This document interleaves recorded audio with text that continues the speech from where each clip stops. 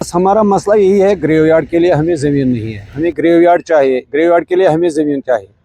बस बाकी हमारा कोई मसला नहीं है, हमारा मसला यही है कि कब्रिस्तान के लिए हमें ज़मीन दे दो। हमारी गुजारिश ये है कि आज से 3 साल पहले ये जो ज़मीन यहाँ पर थी, ये हमने मुतल्लिका तहसीलदार साहब जो यहाँ था उसने हमें बुलाया कि यहाँ पर डिमार्शन ड्राइव शुरू हो रहा था घास चराई के खिलाफ। हमने बिल्कुल उसके साथ मतलब राबता किया है। एक हफ्ते के अंदर अंदर, आप यकीन मानिए, एक हफ्ते के अंदर अंदर ये सब दरख्त काटे गए, हमने काट दिए। फिर उसके बाद इन्होंने कहा डी सी ये तो यहाँ पर ये पूरी गंदगी डाली है उन्होंने, इसको हम पब्लिक पार्क में कन्वर्ट करेंगे। तो हमने वेलकम स्टेप किया है उन्होंने, तो पब्लिक पार्क के लिए उन्होंने ये जमीन, आप ये फेंसिंग, ये तो टेंडर भी निकल गए और पूरा ये उन्होंने पब्लिक पार्क के लिए।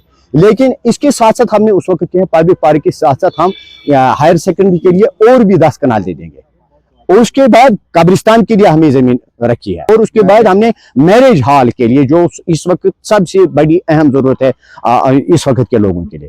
तो इस वक्त आज से 15 दिन पहले हमें ये संदेश आया है कि यहाँ पर पुलिस स्टेशन के लिए उन्होंने 6 कनाल जमीन की 8 कनाल जमीन रखी है। हमने कहा बहुत अच्छी सेटअप है, पुलिस स्टेशन सांबुरा में आए, कोई परेशानी नहीं। लेकिन अब फिर हम तहसीलदार साहब के पास गए, डीसी साहब के पास गए, डीओकाम के साहब के पास गए, फिर दोबारा डीसी साहब के पास गए।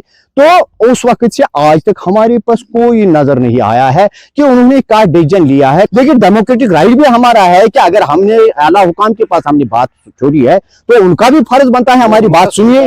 अगर वो सूटेबल उनको होता है पुलिस स्टेशन यहाँ रखना, ठीक है, कोई एतराज नहीं है, वेलकम सेटअप। लेकिन उसके लिए ये भी जरूरी है, हमें एतमाद में लेना चाहिए कि ग्रेवयार्ड हमारे कब्रिस्तान के लिए कोई जगह नहीं रखी। आप कहेंगे फ्यूचर जनरेशन के लिए ग्रेवयार्ड नहीं, प्रेजेंट सिचुएशन आप अगर आप देखेंगे यहाँ कब्रिस्तान के लिए हमारी कोई जगह नहीं। हमारी सिर्फ गुजारिश ये है एलजी एडमिनिस्ट्रेशन से और मुतल्लिका हमारे एमएलए साहब से यही गुजारिश है कि कब्रिस्तान के लिए जगह रखिए।